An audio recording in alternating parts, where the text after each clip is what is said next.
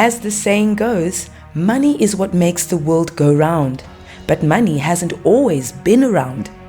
Looking back, history reveals that bartering was widely used for trading. This was no less true in the former Southwest Africa, which is modern-day Namibia. Most indigenous people in all parts of the country traded livestock, especially cattle, for other items they required. In the early days, imperialism and colonialism brought about a general change in the monetary system in this country, when silver and gold coins began to be used as a method of payment. The British pound sterling was the first currency to be introduced.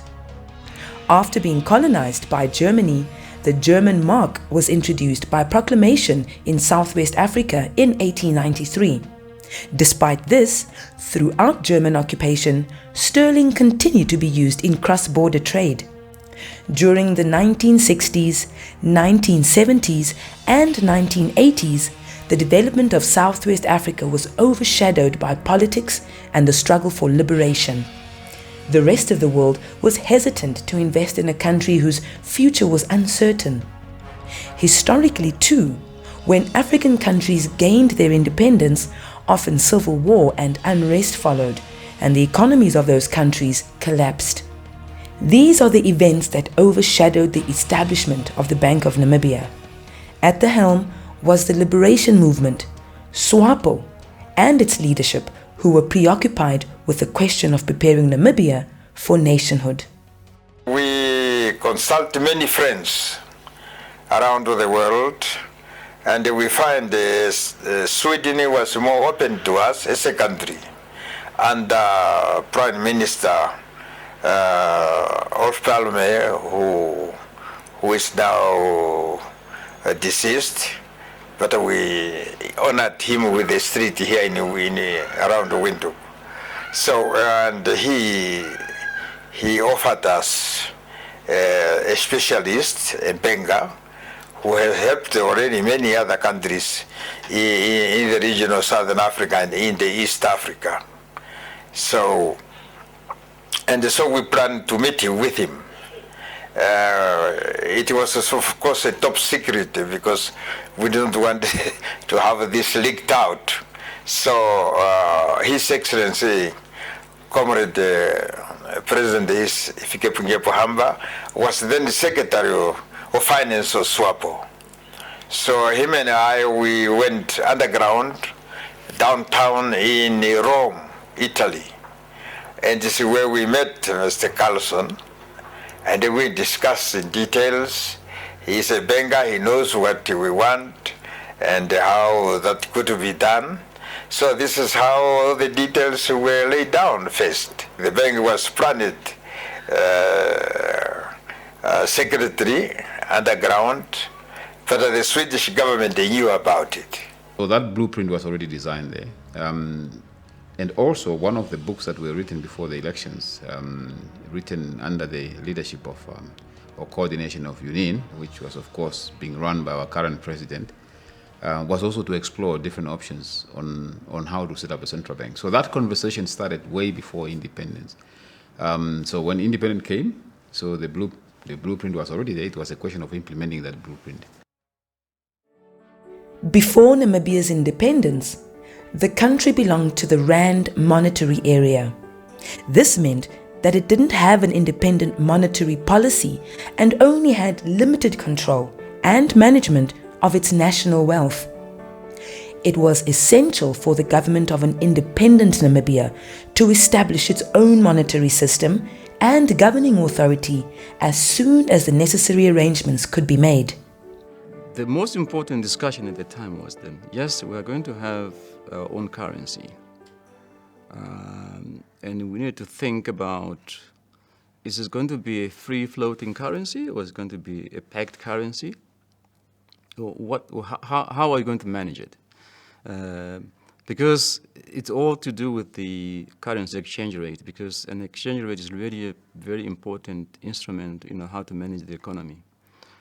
If you have a highly valued currency, obviously you're going to have cheap imports, but you're also going to have expensive exports.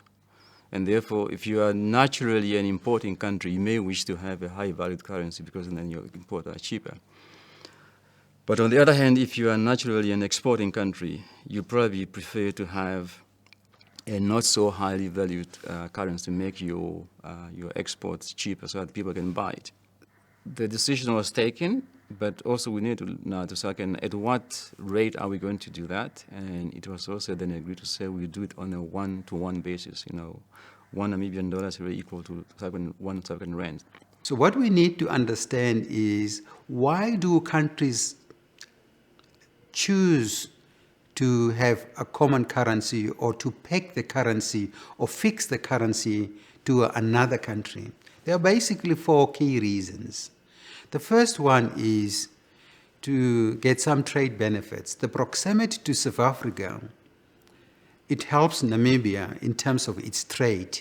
You expect that trade will be much more smoother to have the same currency because you lower transaction cost. The second reason is you want to leverage credibility benefits. You know, most small countries don't have the credibility. If you transact and you do business with big international companies and you have got a currency that people don't actually trust, there are some credibility issues. The fact that you are linked to an anchor that's got more credibility than you have got is very helpful. The other reason why you do is the ability to adjust to external shocks in the system. And from all the work the Bank of Namibia has done so far since I've joined the bank, it tells us that actually the benefits of having our currency linked or fixed or pegged to the South African rand outweigh the cost. The establishment of a central bank was given a high priority since the country needed such an institution to assist in shaping the economic development programs as provided for in Article 128 of the Namibian Constitution. The Bank of Namibia, in accordance with the Namibian Constitution, is the state's principal instrument to control money supply, the currency, and the institutions of finance. In July 1990, the Bank of Namibia, with a staff component of approximately 45 employees, took over the functions already performed by the Operations Department of the Windhoek branch of the South African Reserve Bank, based in this building, now housing the Development Bank of Namibia. There was a branch of the South African Reserve Bank that we basically built into a fully fledged central bank. And that branch really, what it was doing then before independence and also at independence was simply issuing the currency, the rand then, which was being issued. They were not doing anything else. I think that's telling in the sense that, you know, I think it's an important lesson for all of us to learn from, that everything that you see today was created in somebody's mind some times ago. So things just don't happen. Things happen because people sat down, took time to think, and once they have a clear vision, they implement what they had in mind. So I think that's a very important lesson, that you know, for us to be somewhere, we need to envision about that future. We need to have that clear vision, and once we have that clear vision, we start, you know, doing the actual work to implement that vision, and that's exactly what has happened. So that foresight is something that we should cherish, and it's a foresight that we should learn from. That we need to think, have a clear vision, but key is the implementation of that vision. Giving effect to this undertaking was easier said than done. Systems and processes had to be put in place. Staff had to be hired, and that job fell to the first expatriate governors, Dr. W.L. Bernard, Mr. E. Carlson, and Dr. J. Ahmad, as well as young and capable Namibians called to establish the central bank. When you're a new country, you are busy with so many other things. You don't always have all the skills how to set up some of these institutions. We were lucky then also to have assistance from some of the global institutions like the World Bank and the IMF, who sent some experts that helped us to set up the central bank. didn't train as a central banker. But then again, really, central banking is not about, you don't really to train for central banking. But I think my journey to the central bank, it was really one of those, I would probably say I was probably just at the right time. I don't know how it happened, but I ended up being considered to be a deputy governor at the central bank. That was way back in 1993. The reason why I didn't want to join the bank, because the image of the bank was not good. Yeah, they didn't look that professional, and therefore it wasn't very encouraging to join the bank. But since I joined, people worked very hard to change the image of the bank, to change the culture of the bank. Things were so lax when I joined. The annual report will take, the annual report is supposed to be produced 3 months after the end of the financial year. Sometimes it will only be produced at the end of the year, which is practically a year after the financial year, which was a violation of the law. But that was a culture. But since then, people worked very hard to change that culture, to make sure that there's enough discipline in the institution. And from there, the institution was just growing from strength to strength. And certainly, I can tell you, at the time of independence, we did not have experienced central bankers, so we have to build this from scratch. At that time, people who were in management, possibly 90% were expatriates.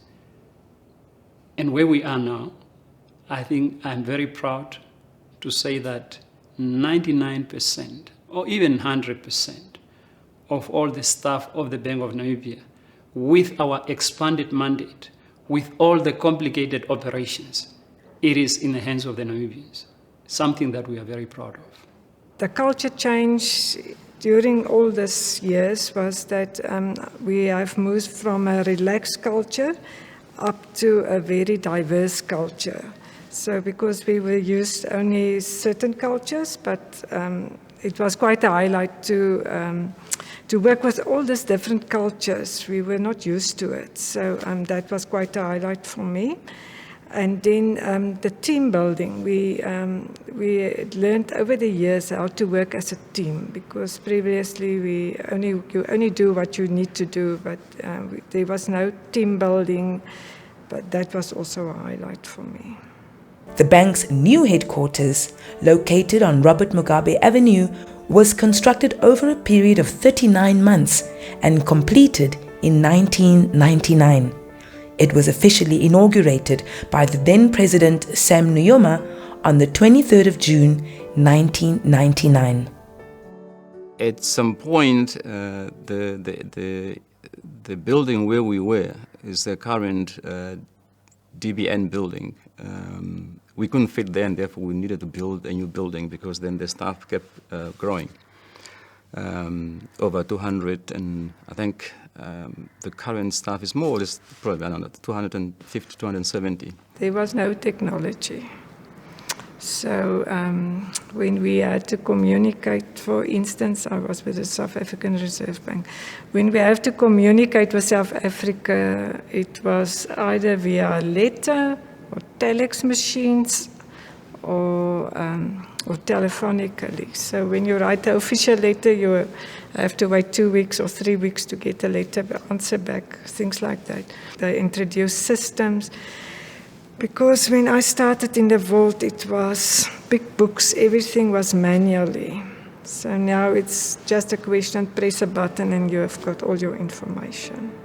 In 2003, the Bank of Namibia expanded its services to the north of Namibia by constructing the state-of-the-art Oshakati branch. The branch was officially opened by the then Prime Minister and now President Dr. Hage Geingob. Through this expansion, the bank managed to effectively deliver currency management services at a reduced risk to its clients in the northern regions. We had a lot of cash transactions taking place in the northern region. That would have meant that commercial bank will always then transport the currencies from Windhoek to the northern regions in their own vaults. And sometimes it's a very costly exercise to do that. And therefore it was felt to say, to make it easier for commercial bank to have access to currency, why not really put up a branch there? And the only function they have is really just to distribute currency. They don't do other central banking function as such, but really just to make sure that the region is saved with currency as and when it's demanded. One of the challenges the bank met early on was to find qualified and experienced central bankers to carry out the tasks entrusted by the Constitution and other legislation. Because there was nobody else performing central banking functions in Namibia, ready-made central bankers were not available in the market. As a result, the bank sought to train them. Once trained, the bank needed to retain them. Luckily, the central bank was in a position really to do that. And therefore, we train as many people as possible. We expose as many people as possible. And we also understood that we're not only doing that for the central bank. We also knew that the economy somehow, the economy-wide also needed to have some skills. And therefore, it was never really our concern that, we might train people who are going to leave the central bank and go to somewhere else. I think we understood that. But because we're in a position to do that as a state institutions, why not do that and provide a skill to the economy? And I think today, there are a number of people who actually left the central bank. They went to other sectors because of the exposure that they got from the central bank. And I'm quite happy that we were able to do that. I basically spent my entire working life at the bank. I joined the bank officially as an employee in 2007, but prior to that, the bank has played quite a significant role in my life because I joined in 2003 as a bursary holder. They funded my undergraduate studies at UNAM, so I've had a relationship with the bank even prior to my employment. Since I joined the bank after I left school, I can say the bank has been quite a soundtrack to much of my adult life. I've been here all my life. I have had access and exposure to a number of programs, and a number of much of my career development really has been shaped by the exposure that the bank has given me in terms of both work and as well as the number of private and personal relationships that I've developed in terms of mentorship with people that I have met through my being at the bank. The bank did very well. I think they excelled in being an institute of excellence. They had a very proper HR approach, which was, of course, managed by the board, through which we afforded every employee in the bank a chance to develop themselves. We assisted them with financial means to develop themselves. We agreed on bursary schemes for not only our own staff, but also staff outside the bank. We shared redundant equipment with schools. So the bank had an active social responsibility policy that reflected in providing chances for its staff, but also outside. Besides providing the tools of the trade, what was also important was to build a new work culture. Derived from the Eagle mentality, in 1997, the bank went about empowering staff members to adopt the right attitude through the Eagle School, a program designed to inculcate the values of the bank and the lofty vision of a center of excellence. This had a transformative effect in the workplace. One of the things I believed in then, and which I still believe in, is that, if you have a group of people who are responsible for something, you'll be better served to make that group of people to understand that you are a team, and therefore what I do and what you do, we are only doing because of one objective only. I don't do it independently of what you do. You don't do it independent from what I do. We are simply team members who are striving from the same goal. And therefore, we really make efforts to make sure people understand that we are a team and we depend on each other. So let's also fully understand why we were established. What is our mission? Those who establish us? Let's go back to the Constitution and see the founding fathers who put the Bank of Namibia in the Constitution. What did they want to achieve with this institution? So, and then we crafted the mission so that we are clear as to what is the bank responsible for, making sure that inflation is low and stable, making sure that the payment system is effective, making sure that the financial institutions, specifically banks, are properly supervised. So we had to go back there and just reflect as to why were we established as an institution. That's the second thing. The third thing was then we need to define some rules around here. What are the norms? What are the don'ts and do's around the bank? Yeah. So and that's what you call the values. And how do we make sure that everybody lives by those values? So that culture change, it was in fact called the eagle culture, or it even had a official name, Umwano Nguvi. So then once that was defined, so we then had to put a program together so that we can remind people, have activities that will remind us of what the corporate charter, in other words, these three things that I have talked about, vision, mission, and values, what it's all about, so that it's deeply inculcated in the psyche of the staff members. So it started way before the Eagle School. The Eagle School was just a build-up on that.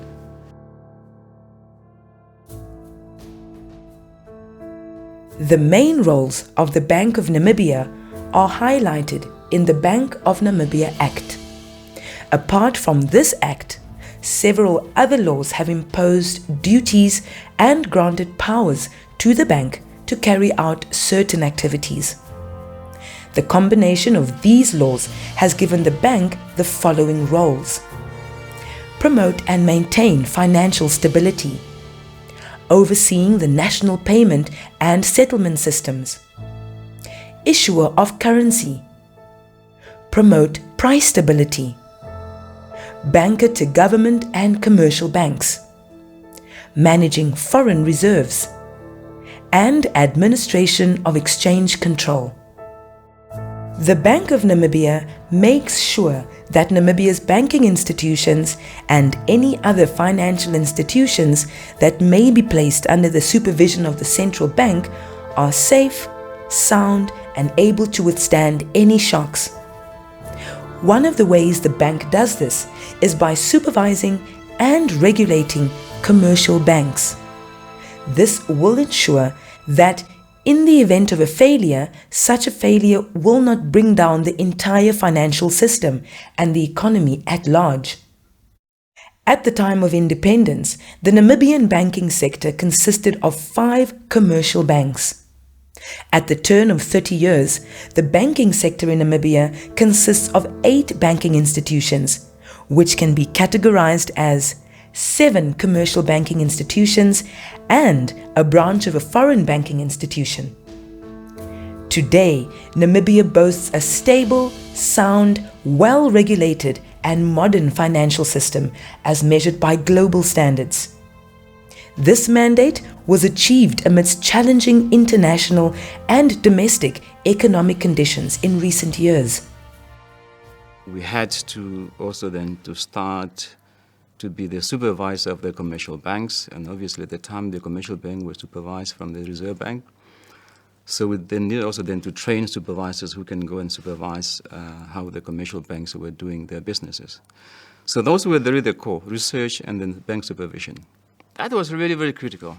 I recall, for example, a situation where we will send our supervisors to particular banking institutions, and then they'll tell us, no, we can't do that because the Reserve Bank said so. So in their mind, somehow they were still like of the view that they were still, because they were subsidiary of the South African banking institution, they somehow felt that they were still under the supervision from the Reserve Bank. Since those heady days, the sector has embraced the role of the regulator and supervisor to ensure the sector is compliant to the relevant laws and ultimately works in the interest of Namibians. In this regard, the Bankers Association of Namibia was established in 1997 to create a platform for industry collaboration and engagement with the regulator. There has been misunderstanding when it comes to words like regulator and police, to an extent that these words comes with fear and acronomy. I can assure you that that's not the case. To tell you the role of the regulator is to spearhead the economy in the right direction by balancing interest of the country, the consumer, and the business at large. And it is through collaboration that any country is successful. Our success in the financial industry is because of the excellent relationship and guidance from our regulator, Bank of Namibia, and this contributed positively to the economic growth of our country. So collaboration and building excellent relationship is key to Bank of Namibia as well as Bankers Association. Since independence, the country experienced 2 incidents where commercial banks came under distress. One happened in the early 1990s, with the City Savings and Investment Bank being taken up by another entity. And the most recent, the Small and Medium Enterprises Bank, which closed shop. There will always be financial crisis. There will be bank failures. As I said, in every country, there are histories of bank failures. They were there. They will continue to be there in the future because that's the nature of banking. But you need to design your system in such a way that when there is one particular institution fails, it should not make other institutions to fail. So you need to ensure that there is a mechanism that ensures that the risks of one institution are mitigated so that they do not affect other institutions. I think the bank possibly in our history, we have not really seen any failure of the bank, maybe except recent. And we also managed to contain it. And that bank is going through liquidation. And that liquidation, of course, is quite gradual. It was not a hard landing, it was a soft landing. The Bank of Namibia monitors the national payment and settlement system to make sure that its transactions are safe, legal, cost-effective, and timely.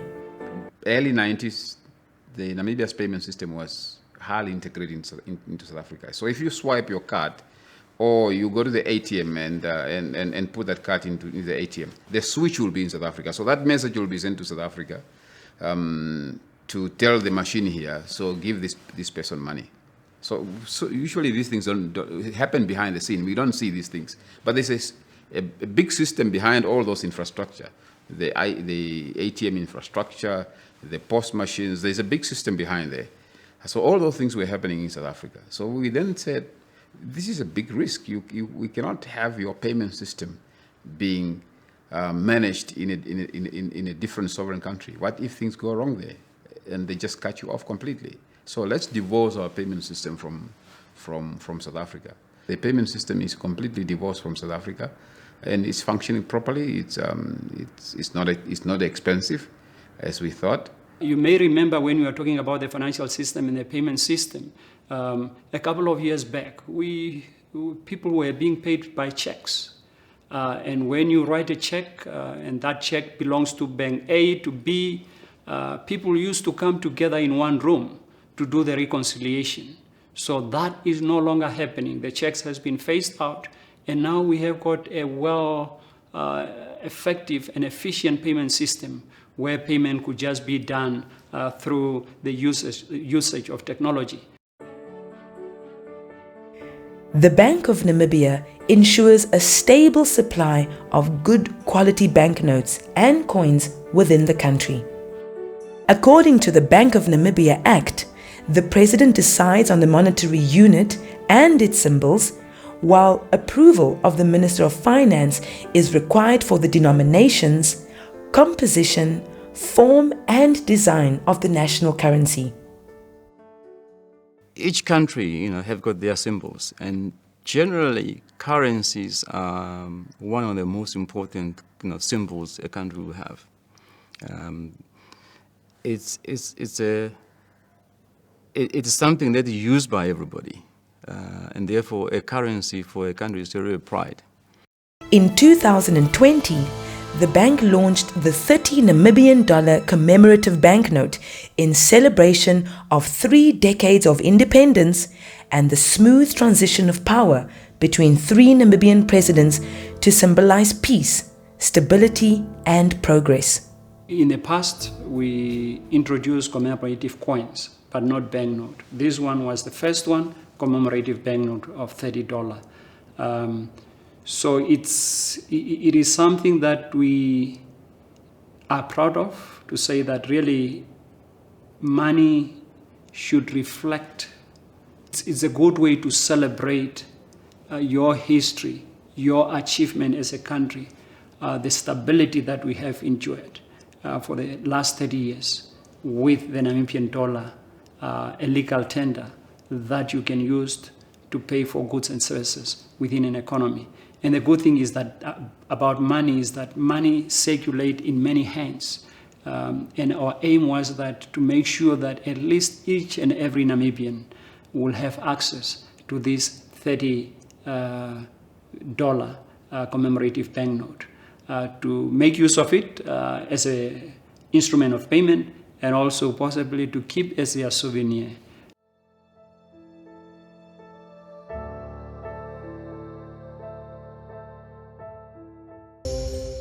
The Monetary Policy Committee of the Bank of Namibia decided to keep the repo rate unchanged at 3.75%. The bank achieves this through the monetary policy. Monetary policy refers to the actions undertaken by the central bank to control money supply and achieve macroeconomic goals. The Bank of Namibia's Monetary Policy Committee is focused on ensuring price stability in the interest of sustainable economic growth. You know, the role of the traditional central bank, and you have really highlighted that, is basically covering 4 things. First is fiscal support. Secondly is financial stability. Thirdly, monetary support. And fourthly, it's macroeconomic support. If you unpack these, if you look at inflation, the level of inflation in the country, it's probably both inflation and the short-term interest rates, the lowest it has been in an independent Namibia. So you can actually tick that box. If you go and look at financial stability, we have got sound, stable, quite innovative financial system that's one of the best on the continent. The Bank of Namibia provides banking services to commercial banks and government. As banker to government, the bank is responsible for executing all government transactions domestically and internationally. The bank also manages Namibia's foreign reserves. In the last 3 decades, the level of official foreign reserves was sufficient to meet the requirements of the PEG as well as foreign financial obligations. The Bank of Namibia is responsible for the regulation of inflow and outflow of foreign currency.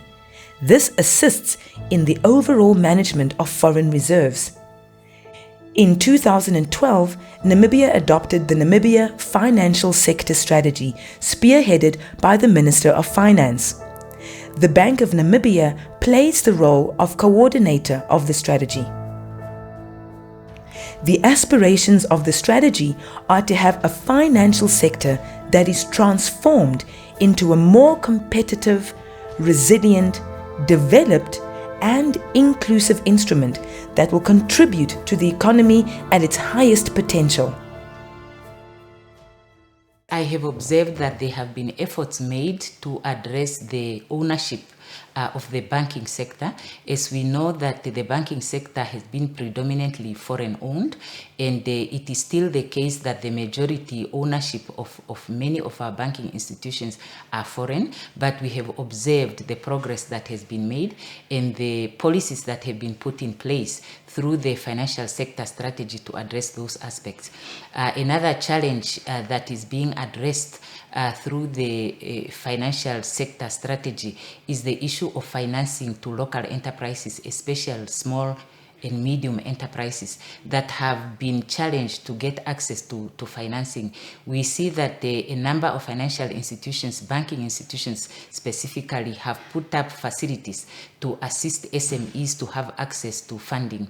But we are still far away in terms of attaining the goal that we need to reach to make sure that SMEs are optimally supported to also optimally contribute to the growth of the economy. Transformation has indeed been an interesting one.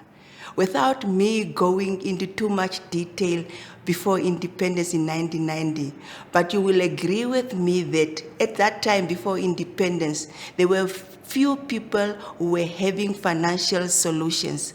There were few people, for them to have a basic bank account was an exceptional privilege, and the data is there to confirm. The financial service industry was then not deepened as currently the case at the time. The innovation and convenience of information technology was non-existent. Long queues when you have to visit banks was the order of the day at that time. The ownership of banks alone was not even in the hands of the Namibians. I must tell you, there have been a lot of transformation. Today, we are seeing that the banks have made significant improvement when it comes to local ownership. So much so that we have a lot of Namibians now owning significant chunk of shares because many banks are listed on the stock exchange. Access to bank services have improved substantially. We've come a long way the past 30 years, and we really need to look at the fact that overall we have got a very well-run, sophisticated financial services sector. What is still outstanding in terms of work that we need to do is, one, the transformation of the non-banking financial services sector.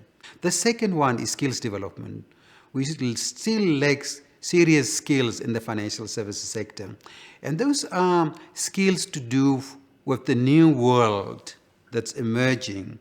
Those are, we need data scientists, we need data analysts, we need people that are able to write algorithms. We're entering the world of cloud computing. We are entering the world of artificial intelligence. Do we have the skills? Because it can help us in terms of becoming more efficient and effective. That's unfinished business. In performing its duties, it is vital that the bank cooperates and maintains sound working relations with the Ministry of Finance. As the custodians of monetary and fiscal policy, it is in the interest of the country for both institutions at the apex of economy to work together. The bank also cooperates with relevant regional and international organizations, including other central banks in the region and the continent at large.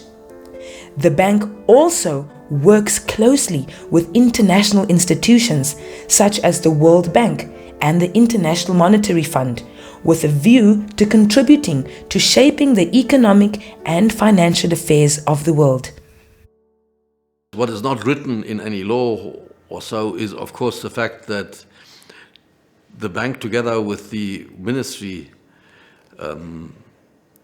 managed two financial crises. And I think that is an important aspect that we should not forget. The first one was the 2009-10 crisis, where we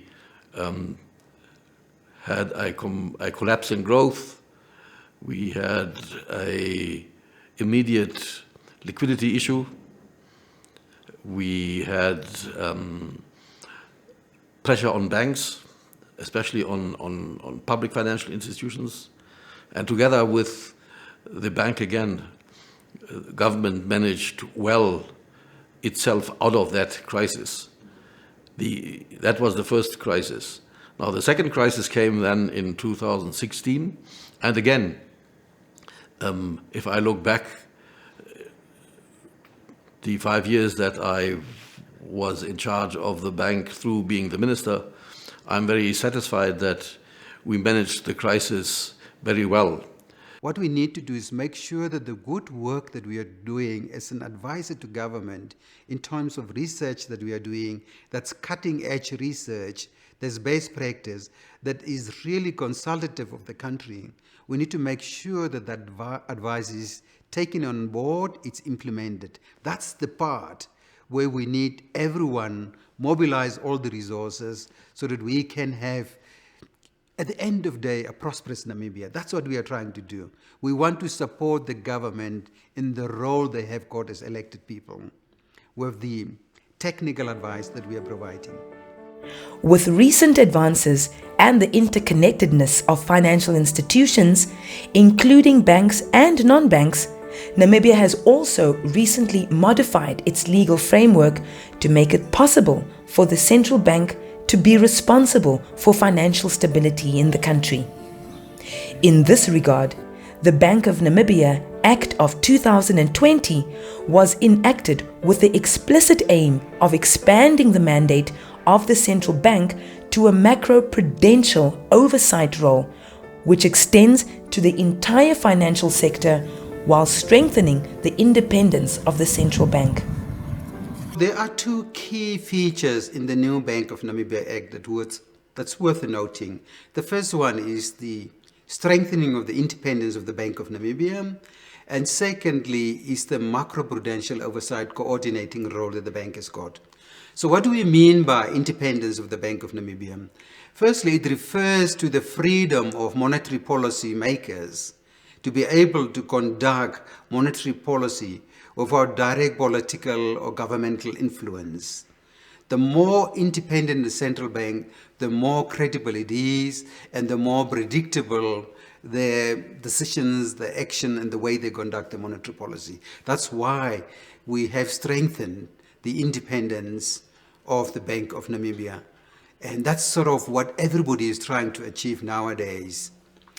As far as the macroprudential oversight role is concerned, that talks to or considers how aggregate risks are distributed across financial institutions and across markets and how that evolves over time.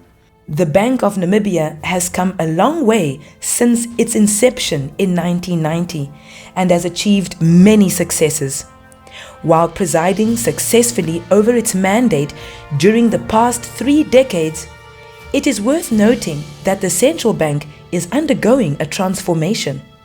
However, as it celebrates the milestones which it has achieved thus far, the bank cannot afford to rest on its achievements because the world is continuously changing and evolving. This places a responsibility upon the institution to position itself strategically and be ready to face the challenges ahead with determination. The first one is fixing the bank. Talks basically one of the most credible institutions we have got. It's working currently. It's about how do we ready the Bank of Namibia for the new century and for the new environment out there. So that's what we need to do. Fix the bank. Secondly, how do we modernize the financial system? That talks to smart regulation. How do we make sure that we have got not only a sophisticated and well-developed financial services sector, but we are regulating that sector in a smart way that commercially it makes sense, it's innovative, it's best practice. That's what we do in terms of modernizing the financial system. And the third one is help with the economic recovery in the country. Therefore, the bank is repositioning itself for the next 30 years to be a world-class modern central bank, reflected in its processes, systems and staff. The Bank of Namibia will continue to strengthen and sharpen its capacity to fulfill its mandate even better in the years to come. I think the bank has done a commendable job in terms of pursuing its mandate. First, the bank has emerged as a center of excellence, as an institution. in terms of developing institutional capacity and the capacity of its employees so that it is able to provide sound policy advice to the government that has enabled it to deal with serious challenges in terms of economic growth, restructuring of the economy, and supporting local enterprises in order to contribute to economic growth, as well as addressing social issues. Secondly, in terms of administration of monetary policy, notwithstanding the fact that there are limitations in regard to flexibility because of our membership to the Common Monetary Area and the pegging of the currency to the South African rand, the bank has done a commendable job in ensuring that the policy in regard to interest rate and inflation control has been supportive of macroeconomic stability and economic growth. Then when it comes to the regulation of the banking sector, it has also done a commendable job. I think that is visible by the structure of the banking sector, the way it has developed. I think it's second only to South Africa in sub-Saharan Africa in terms of the profitability of the banks, in terms of their prudential management and their resilience to external shocks. They have weathered a number of storms, including the latest financial and economic crisis that had hit the world. And then in terms of ensuring that the financial institutions, the banking sector especially, operate in a manner that supports economic development, I think it has also done a commendable job, although we can still build on what we have achieved to achieve more. Well, I think I would probably just again to again congratulate the bank for celebrating the 30th anniversary. It's an institution that has come of age. It's an institution that I think we are all proud of as Namibians. It's an institution that has developed leadership. If you look everywhere, you will find people who are running institutions in the private sector, in parastatals. Most of them have worked for the Bank of Namibia. I can close my eyes and count 20 already. So I think the bank should continue to play that role, to churn out leaders that are going to help to transform Namibia. And the bank should not forget that comes from its vision to be a center of excellence. And so that vision and that corporate value, the corporate mission needs to be preserved. While everything else is going to change, I think that should be preserved. So in fact, they say that successful institutions always preserve that core, its vision, mission, and values. And while you are preserving the core, you are stimulating progress. But yeah, here we are 30 years later. We can actually say the Bank of Namibia is probably one of the institutions in the country that have lived up to its mission and visions. Individuals, employees with so much passion and commitment in the bank. That's a big asset for this country. What we need to do is we need to refresh the employee value proposition. We need to invest in the development, particularly on the leadership side of these talent that we have got, to unleash the full talent, not only for the benefit of the bank, but for the benefit of the entire country.